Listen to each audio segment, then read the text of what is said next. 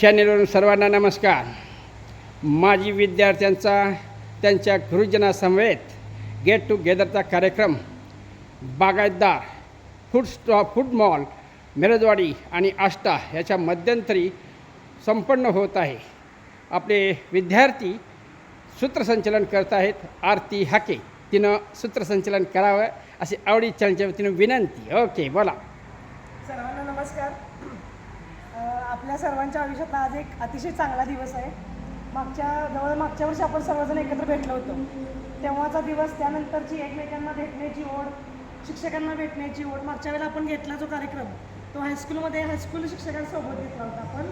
आणि आता घेतोय तर आपले पाया भक्कम करणारे जे मराठी शाळेतले शिक्षक, आपल्या जिल्हा परिषद मराठी शाळा कारंजवाडी तिथं आपल्याला शिकवायला असणारे शिक्षक की ज्यांनी आपल्याला घडवलं, आपलं व्यक्तिमत्व घडवलं आणि आपल्याला आपल्या भविष्यासाठी एक वेगळी प्रकारची दिशा दिली. आणि त्या दिशेवर आधारित व त्याच्या मार्गदर्शनाने आपण आज आपल्या आयुष्यामध्ये ज्या ठिकाणी कार्यरत आहोत त्या ठिकाणी एका वतीनं या गुरुजनांचं सहर्ष असं स्वागत करते.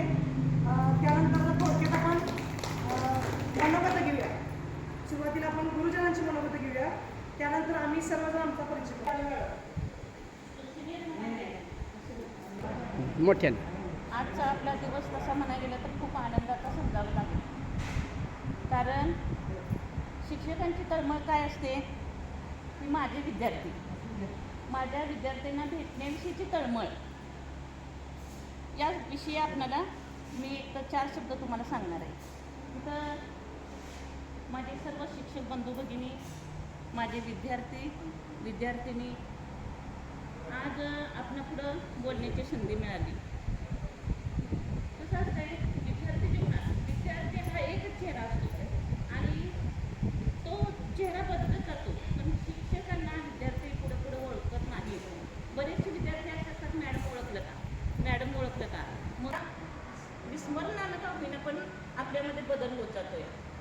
माझ्या हाताखालीचे विद्यार्थी घडून गेले ते अगदी मनापासून सांगते की अशी जी अभ्यास मुलांचा घेतो, मुलांचं पाठांतर म्हणा, पाडेपाठांतर म्हणा, संपूर्ण ह्याच्यात चर्चा झालेल्या आहेत. कारंजवाडी शाळेमध्ये भरपूर स्टाफ होता, तुम्हाला माहीत आहे.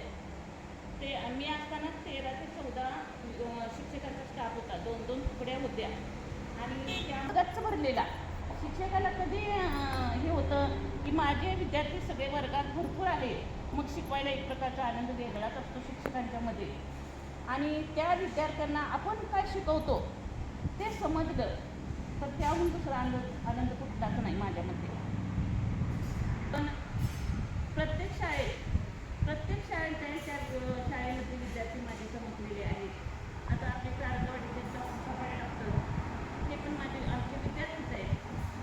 त्याला तर आम्ही पुढं त्याला दप्तर अडकून शाळेला पळवायचं अशी परिस्थिती. पण आज तो विद्यार्थी असा चमकतोय की ते बघितल्यानंतर कुणाला हे होणार नाही, आनंद होणार नाही. अशा प्रकारचे विद्यार्थी घडलेले आहेत. आणि आत्ता ज्या लेडीज माझ्या आलेल्या आहेत त्या कशा म्हणजे लग्न होऊन सासरी गेलेल्या आहेत किंवा त्यांच्या काही घरगुती अड्यापासून अगदी आभारी आहेत. विद्यार्थी विद्यार्थिनी यांचं इथून पुढचं जे आयुष्य आहे ते सुखा समाधानाचं आनंदाचं जावं अशी मी मनापासून प्रार्थना करते. आणि माझी असते आपण चांगलं काम केलं की त्याचं फळ आपल्याला देव कुठं देत असतं. तसं यादव मॅडमच्या बाबतीत मला सांगावंसं वाटतं. मॅडमच्या आज दोन्ही मुली अधिकारी म्हणून कार्यरत आहेत. एक मुलगी मॅडमची सहाय्यक लेखा अधिकारी म्हणून कार्यरत आहे आणि दुसरी धनश्री, जिला आपण सर्वजण ओळखतो, ती तहसीलदार या पदावर कार्यरत आहे. आणि मुलगासुद्धा मॅडमचं अतिशय चांगलं शिक्षण घेऊन तो सुद्धा स्वतःच्या पायावर उभा आहे. म्हणजे आपण जसं दुसऱ्याला देतो तसं नियती आपल्याला रिफ्लेक्शन देत असते. मॅडमने अतिशय चांगलं काम केलं, प्रामाणिकपणानं आपल्याला शिकवलं. त्याचं फळ म्हणजे त्याची प्रतिपूर्ती म्हणता येईल थोडक्यात मॅडमना ईश्वरानं दिलं. खरोखर मॅडम, आम्ही आयुष्यभर जोपर्यंत आम्ही जिवंत आहोत तोपर्यंत तुमच्यासारखे शिक्षक आम्हाला लाभले त्याचा आम्हाला सार्थ अभिमान असेल. त्यानंतर गणित शिकवणाऱ्या, आम्हाला गणिताची गोडी लावणाऱ्या बसुरे मॅडम यांनी थोडक्यात आपल्या मनोगत मांडावं आणि आम्हाला सुद्धा चांगल्या प्रकारचं मार्गदर्शन करावं अशी मिळेल. प्रथमतः सर्वांचं सुस्वागतम. संक्रांतीच्या तिळगुळ गोड सणासारखं तुम्ही शिक्षकांना गोड हे करण्यासाठी एकत्रित आणलं त्याबद्दल संयोजकांना प्रथमतः धन्यवाद.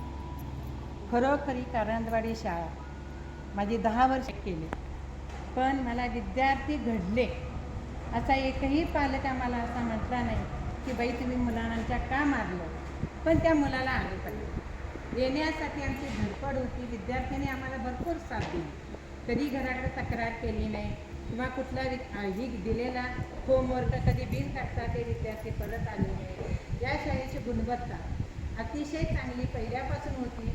त्या गुणवत्तेत आम्ही थोडी भर घातली, आम्ही काय फार मोठी घातली नाही, पण आमच्या येणं पण विद्यार्थी घडवण्यासाठी आटोकाट आमचा प्रयत्न होता. त्यावेळेला आनंदी गायकवाड मुलगी स्कॉलरशिपला आली. अक्षरशः आम्हाला माहीतसुद्धा नव्हतं की ती मुलगी आपली आलेली आहे. ज्यावेळी गट शिक्षणाधिकाऱ्याचं पत्र आली शाळेला अभिनंदन म्हणून, त्यावेळी आम्ही ते लोकोटा फोडून पाहिलं तर ती मुलगी जिल्ह्यामध्ये आपल्या स्कॉलरशिपला बसलेली होती. असे विद्यार्थी होतकरू होते, करणारे होते. जिद्दीच्या मुली तर इतक्या जिद्दीच्या होत्या, शिक्षकांना हे करण्याच्या पलीकडं मुली होत्या. आणि ह्या विद्यार्थिनी संपूर्ण त्यांना आम्ही ट्रेन केलं. पोरी संपूर्ण रेकॉर्ड करायला शाळेच्या त्या कुठेही कमी पडू नये ही आमची पहिल्यापासून तळमळ. त्यासाठी मी प्रत्येक मुलींना मारलं केलं, वेळेवेळेला शिक्षा केली, मुलांना केली, परंतु त्यांनी कधीही म्हणजे असं कुठल्या पालकांनी तक्रार केली नाही.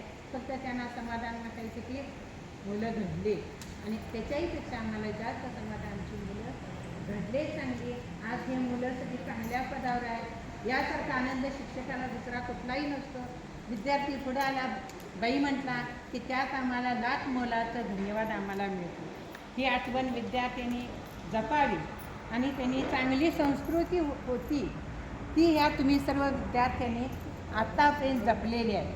आणि यातीलच काही विद्यार्थी पुढे शासकीय ह्याच्यात आहेत. काय आता आमचीच विद्यार्थिनी नगरसेविका म्हणून याच गावात झालेली आहे.